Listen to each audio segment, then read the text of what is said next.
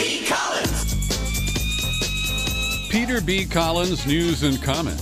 It's Tuesday, November 7th, 2017. Bill Binney, longtime NSA whistleblower and critic, a man who formerly was technical director of our top international spying agency. We've just learned he had a meeting with the director of the CIA at the behest of Trump. And this is fascinating because, as you know, based on Bill Binney's information and belief, I have maintained skepticism about the fundamentals of the Trump-Russia narrative as promoted by Democrats and Rachel Maddow and the corporate media. Bill Binney was the technical director. He gave his entire career to the NSA. And he blew the whistle because he felt that the surveillance systems that were being implemented after 9/11 compromised our constitutional rights and were part of a massive boondoggle for agency contractors under Director Mike Hayden at the time.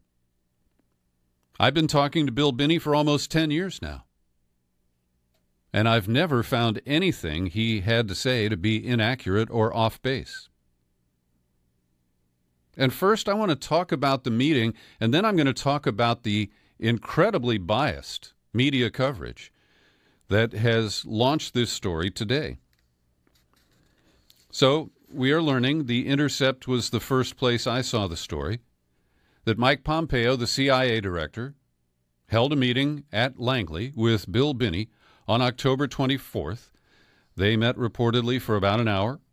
It was Pompeo, Binney, and two individuals from the CIA who only gave their first names and appeared to be technical analysts who queried Bill Binney on his theory that the DNC servers were the subject of an insider leak and not a remote hack by Russia or anybody else.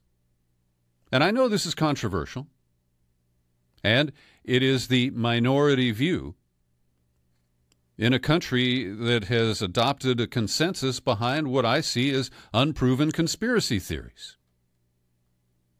And if you are a regular listener, you've heard Bill Binney in my in-depth interviews say that based on the technical data that came from Guccifer 2.0, that the transfer speeds of the data that was taken from the DNC were so high that they could not have been achieved by a remote hack.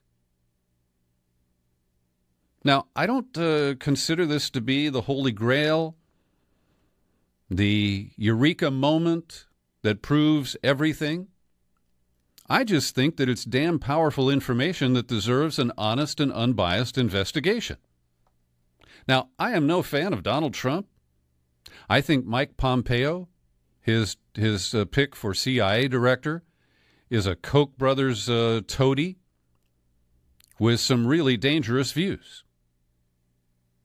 That said, Pompeo apparently was asked or instructed by Trump to contact Bill Binney and find out more about this theory.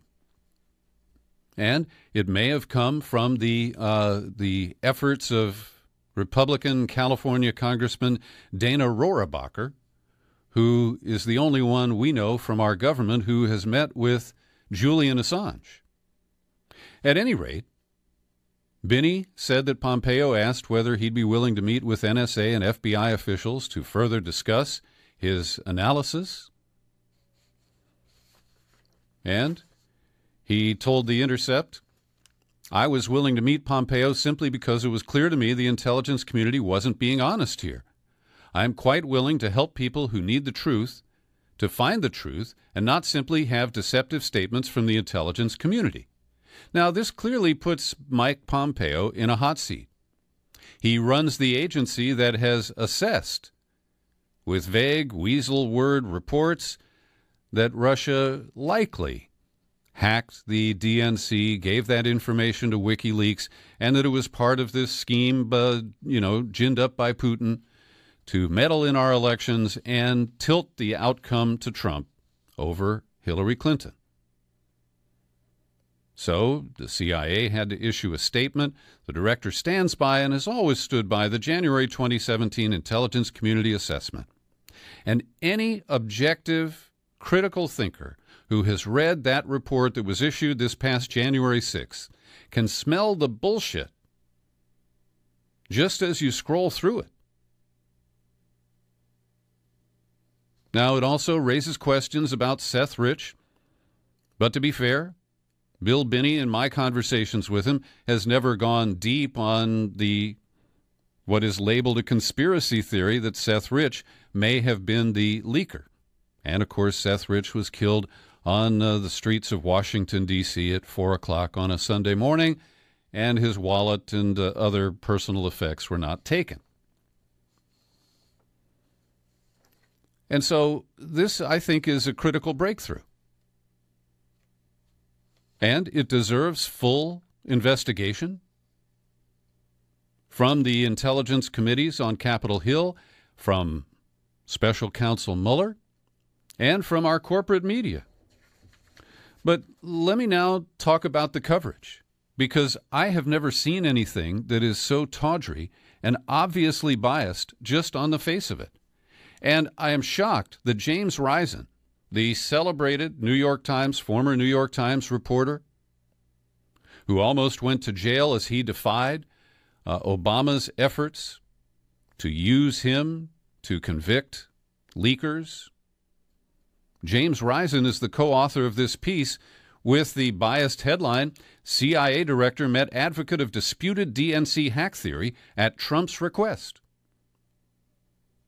Now, anybody who's captive to the Russiagate narrative would look at this and say, disputed DNC hack theory.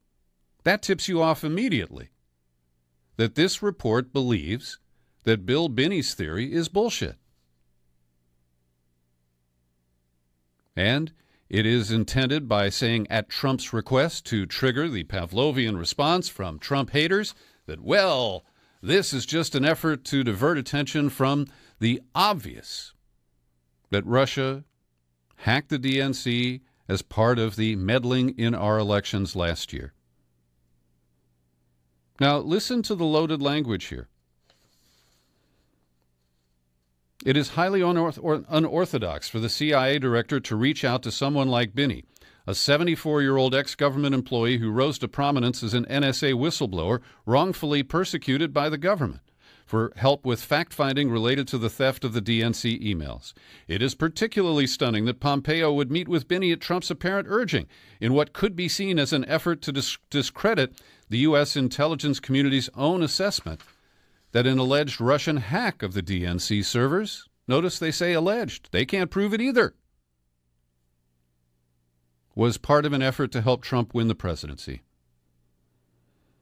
Binney said he's not sure how Trump found out about his analysis, but the poison pen here suggests that it's because Binney appeared on Fox News. Now, Binney has appeared with me, with Sean Hannity, with many other different people in the media. He's been very open, very accessible. And to try to pin him as some sort of a tool of Fox News and the Trump administration, I can tell you, is a deep insult to the integrity of Bill Binney. And they quote an unnamed former CIA officer. This is crazy. You got all these intelligence agencies saying the Russians did the hack. To deny that is like coming out with the theory that the Japanese didn't bomb Pearl Harbor. Now, I don't know why this former CIA officer needs anonymity for a statement like that. But it is stunning to me that The Intercept, which positions itself as this edgy anti-government agency, the place where Ed Snowden's documents were featured by the, crusading reporter Glenn Greenwald, who, to be fair, is not involved in this article to any extent that I'm aware of. But The Intercept is running interference for the same government that it challenged by publishing Ed Snowden's documents. Here's a quote. Binney's claim that the email theft was committed by an insider at the DNC also helps fuel one of the more bizarre conspiracy theories that has gained traction on the right, that the murder of a young DNC staffer last year was somehow connected to the data theft. Binney said he mentioned the case of Seth Rich to Pompeo during their meeting. Donna Brazil has dedicated her book, in part, to Seth Rich, whom she called a patriot. And she said after he was murdered, she drew her shades and took other steps to avoid the possibility that a sniper or other gunman might try to kill her. And as I've reported in the past, the constant labeling of any questions about Seth Rich's murder and the investigation that has been inconclusive, they're all written off as conspiracy theories. Well, come on. The Russia did it theory is a conspiracy theory with a lot less evidence and obvious probability than the Seth Rich case. More from the Intercept story. Pompeo's decision to meet with Binney raises the possibility that right-wing theories aired on Fox News and in other conservative media can now move not just from conservative pundits to Trump, but also from Trump to Pompeo and into the bloodstream of the intelligence community. Well, it's not only conservative media. It's little old me. It's Bob Perry at Consortium News. As we'll show in a moment, it's Dave Lindorf. There are many people who do not buy the Trump-Russia narrative. And they're not all conservatives, and many of them don't support Trump in any way, shape, or form. Yours truly included. So, what is stunning here is that if this was journalism that I am holding in my hands right now, it would be even-handed. It would say the CIA has assessed this and there's no evidence for it, and Bill Binney has a counter argument and here is his evidence for it. And it would allow the reader to draw his or her own conclusion without the kind of editorializing and guidance from the writers about what is acceptable to believe and what isn't. And one of my big beefs has been the effort at conformity, where we all have to believe the same stuff, or we're Russian sympathizers, tools of Putin, that kind of thing. And the article also says, clearly anxious as the Mueller investigation looms over his presidency, Trump has continued to promote alternative theories that would exonerate him and his campaign.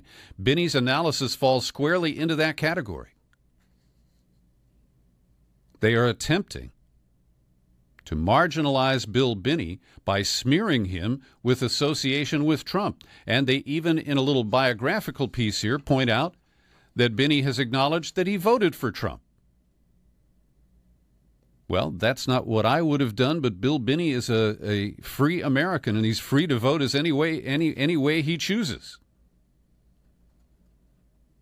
And late in the article, they reference the report that was published by the Veterans Intelligence Professionals for Sanity this past summer, and the fact that there was a minority report led by Tom Drake saying that they didn't agree with these arguments or conclusions that came from Bill Binney and the other expert that was involved.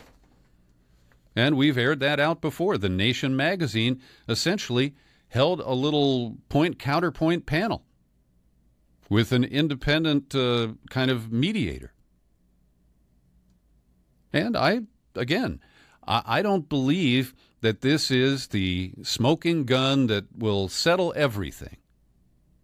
But the fact that seasoned reporters like Jim Risen are not willing to take this on a fair basis and say, well, let's explore what he's saying and the evidence that he marshals, and decide, he'd let people decide whether it's compelling or not. And I just did a Google search for simple terms: Bill Binney, Mike Pompeo. NBC News headline, NSA critic Bill Binney says Trump pushed meeting with CIA's Pompeo. Then the Intercept article I just based my comments on. Washington Post. Trump's CIA director keeps doing controversial and suspiciously, then the headline goes off, sorry. The Daily Beast. Trump told CIA Director Pompeo to meet with DNC hack conspiracy theorist.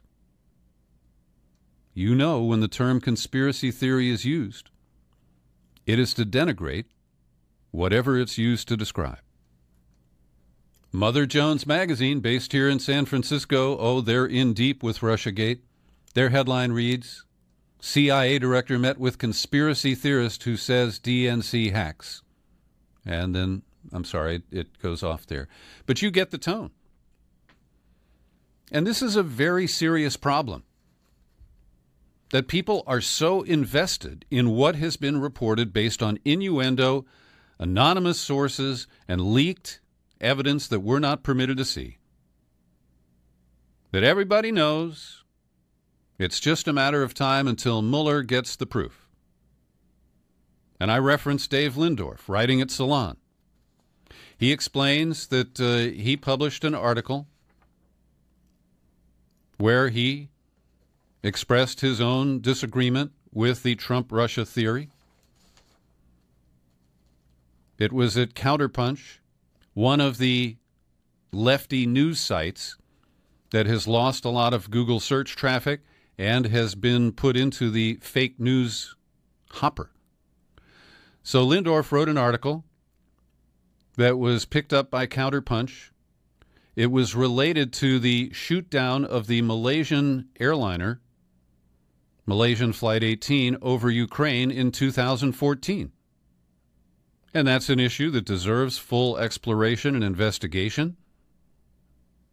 And because Lindorf took a position counter to what the Obama administration was running as the official narrative, well, he got tagged as fake news.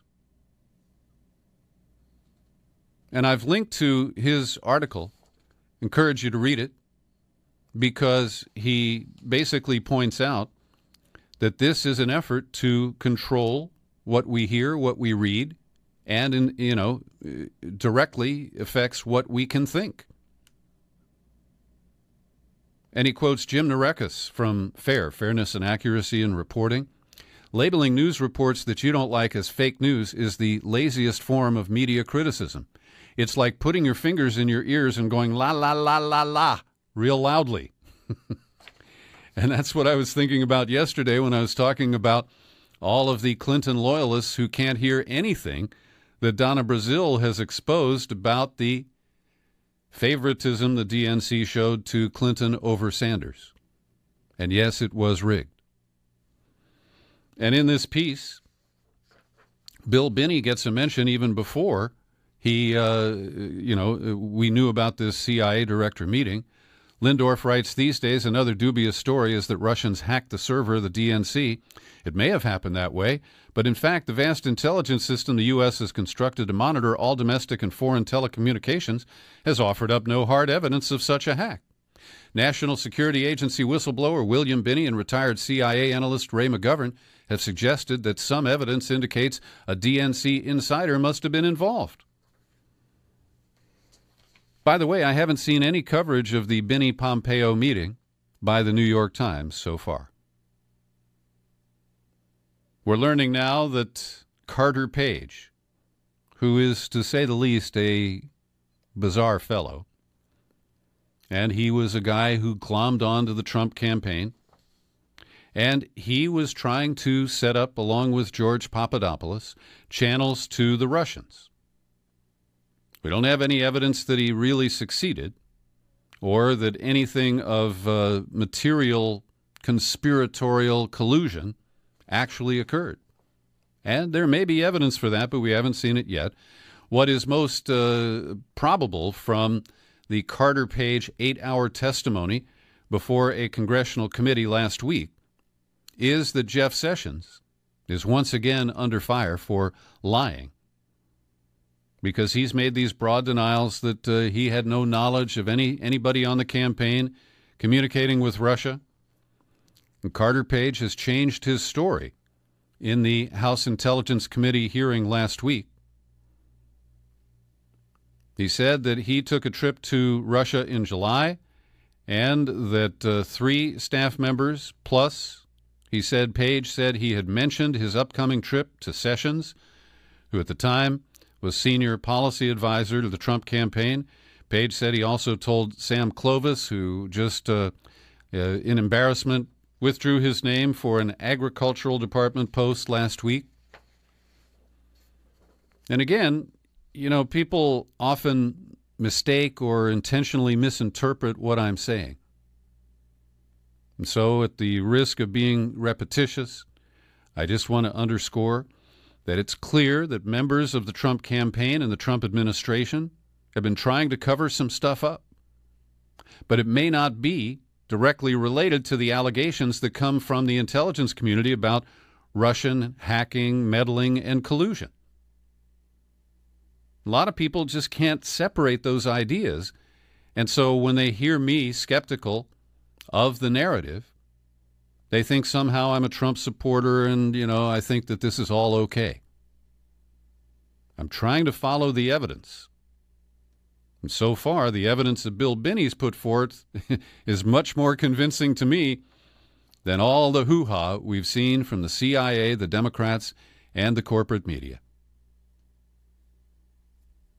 The accused gunman who killed 26 people in that rural Texas church near San Antonio on Sunday, we now know had escaped from a psychiatric hospital while he was in the Air Force. This goes back 5 years to 2012. Devin Kelly was taken into custody at a bus station in El Paso, where he was trying to flee after escaping from a lockup mental hospital in Santa Teresa, New Mexico. He was sent there after being charged in a military court with assaulting his wife and baby stepson. He fractured the skull of the young boy. Clearly a man with a domestic violence history, perhaps propelled by his military service. I don't know enough to say that, but it's a possibility. And we know that his history was not properly reported by the Air Force into the databases that are supposed to prevent crazy people from gaining access to weapons.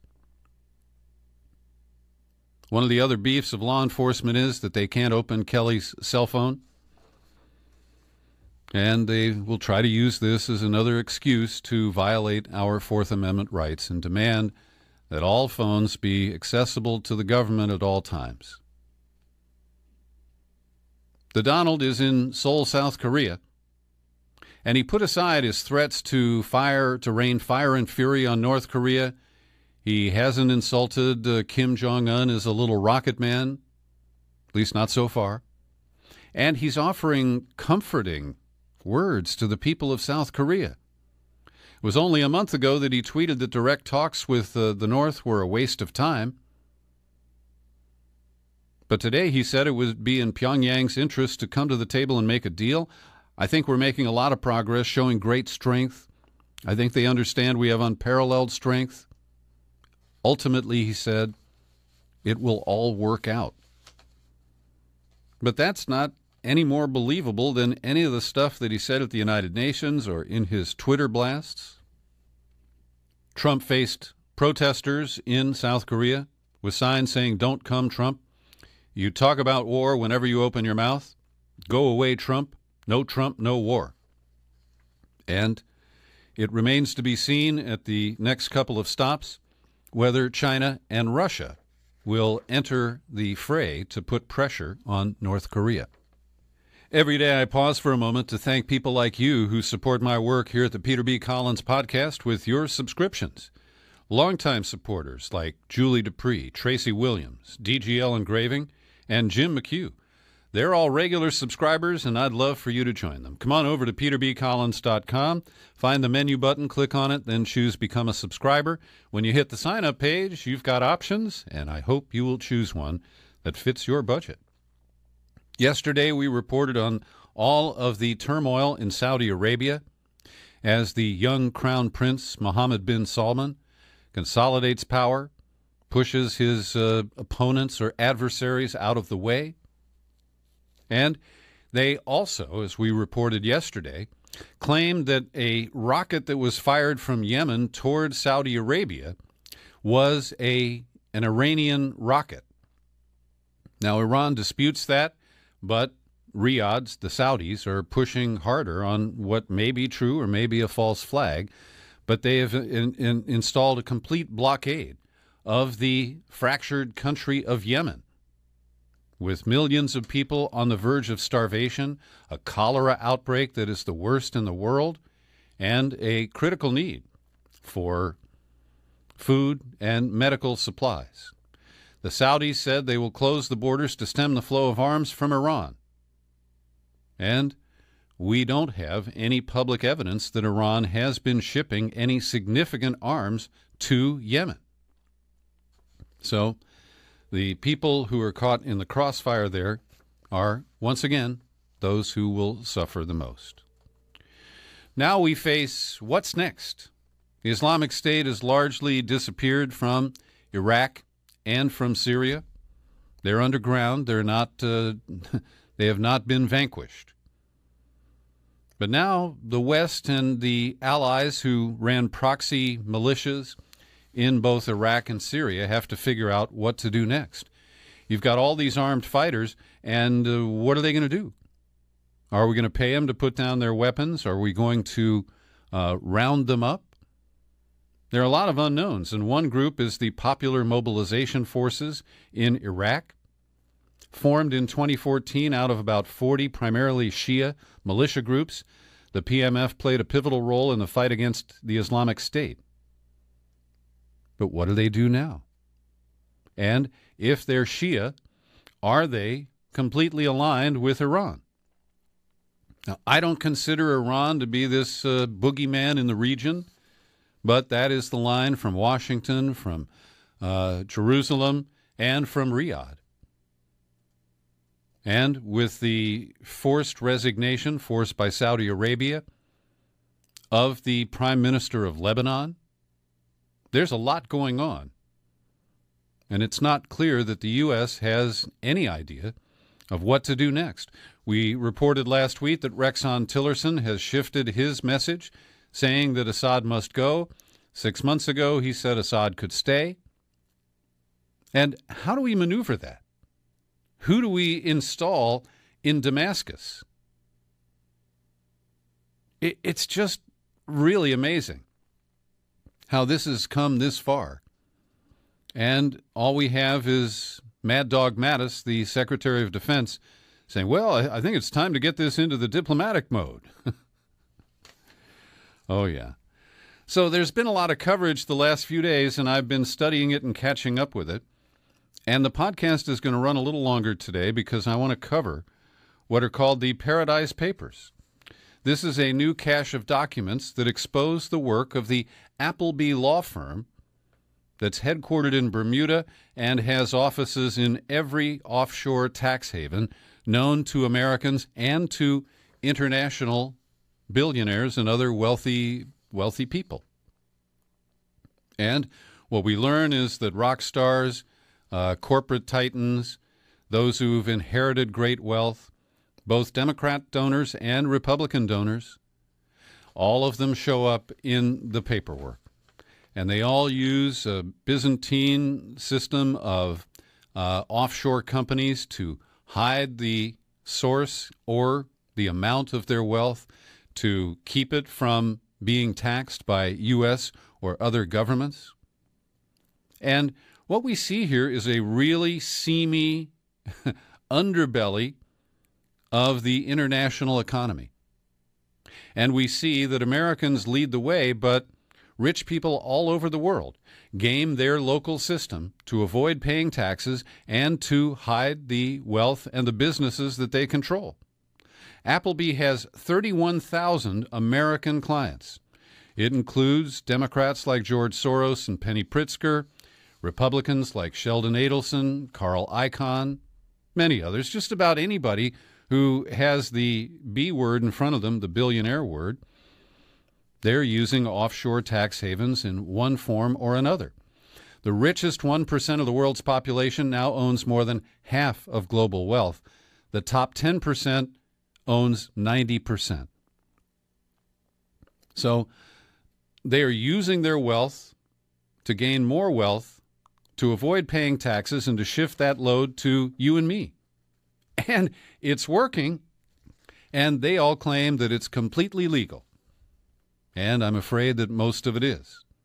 But for example, we learn that when Steve Bannon hired Peter Schweitzer to write the book Clinton Cash, which exposed the dirty dealings, and I believe they are dirty, at the Clinton Foundation, it was funded by a $60 million war chest from the billionaire Mercer family, using their family foundation and the profits that it generates to avoid U.S. tax and fund an investigation into the Clinton Foundation.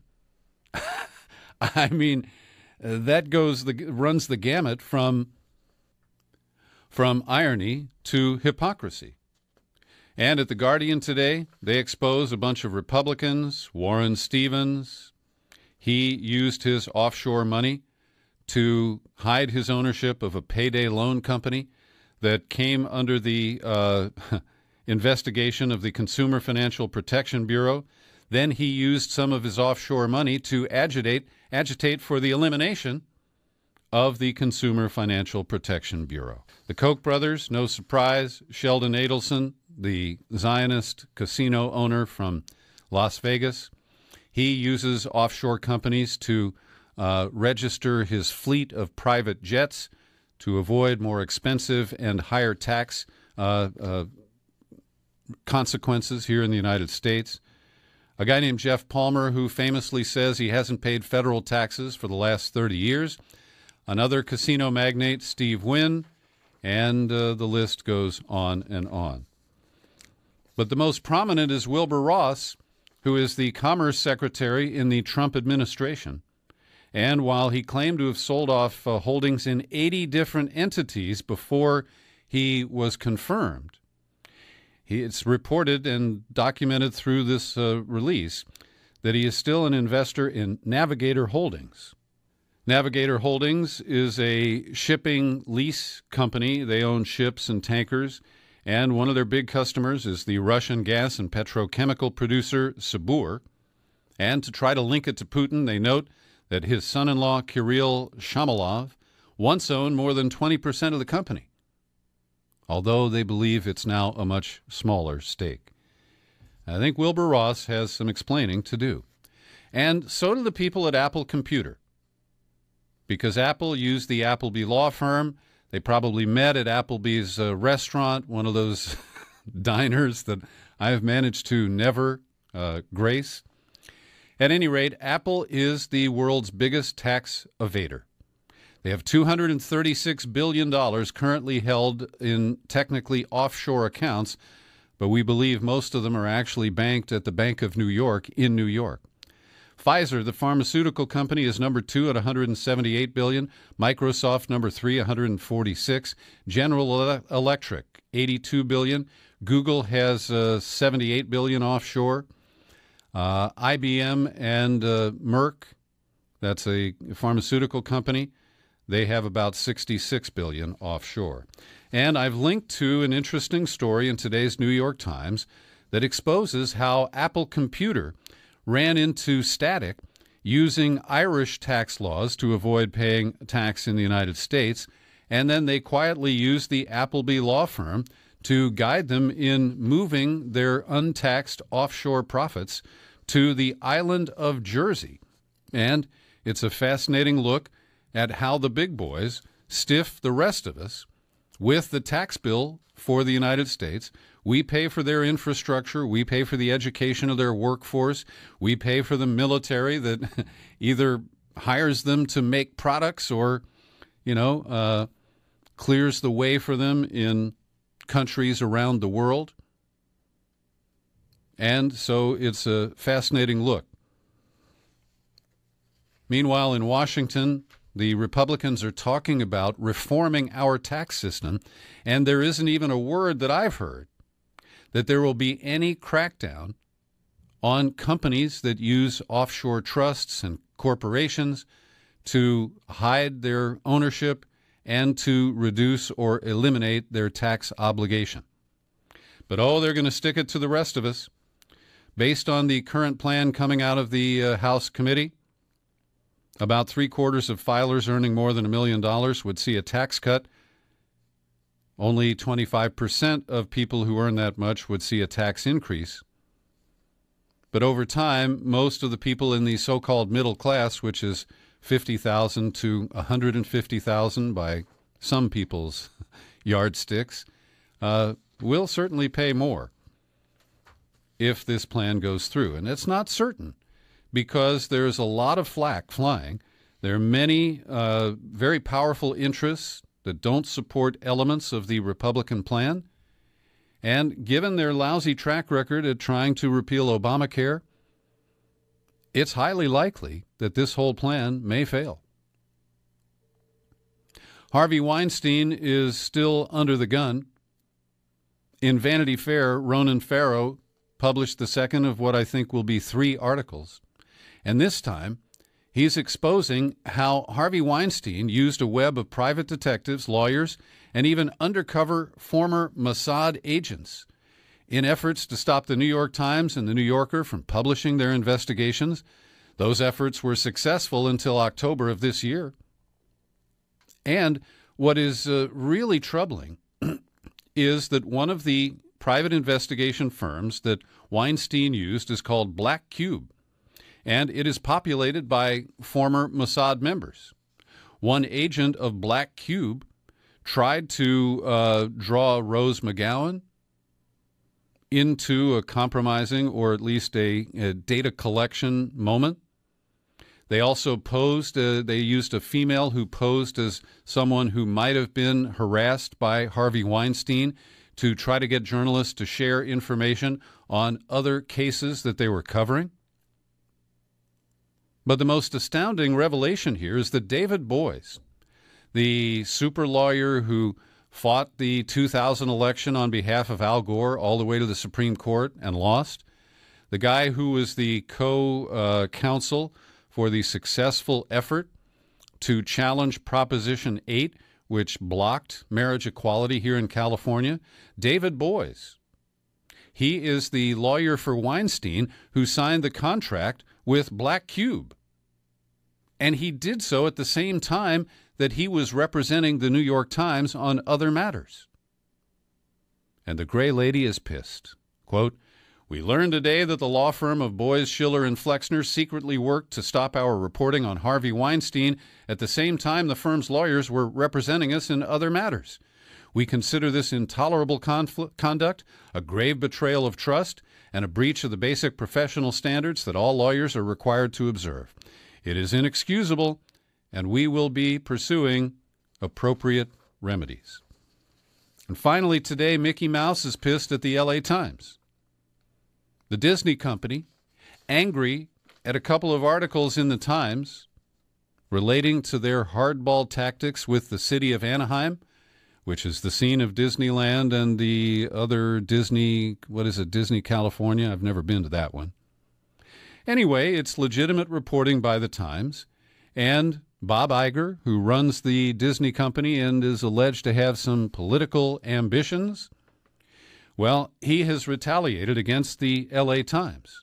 And Mickey, or maybe it's Goofy, has decreed that the LA Times film critics will not have access to screenings or interviews with the actors in major films, including the new Star Wars movie that Disney is releasing in the near future. And this has prompted a nice little showing of solidarity, as Alyssa Rosenberg, who writes about films for the Washington Post, has announced her solidarity. She will no longer attend screenings presented by Disney or Marvel. Quote, "As long as Disney is blocking the critics from the LA Times from press screenings, I can in good conscience attend similar showings or write reviews in advance." She is joined in this boycott by the LA Film Critics Association, New York Film Critics Circle, the Boston Society of Film Critics, National Society of Film Critics, and let's end on a positive note and salute Ava DuVernay. She was the director of Selma, and her next film, produced by Disney, is a $125 million version of the kid's story called A Wrinkle in Time. And in full disclosure, my friend Catherine Hand owns the screenplay of A Wrinkle in Time and is a producer on this film that will be released in February or March. And the director, Ava DuVernay, tweeted her support for this boycott. Take that, Mickey, Minnie, Goofy, Porky. Thanks for listening to my daily news and comment podcast. It's available free. It's available on YouTube. And I am Peter B. Collins. Happy trails to you until we meet again. Happy trails to you. Keep smiling.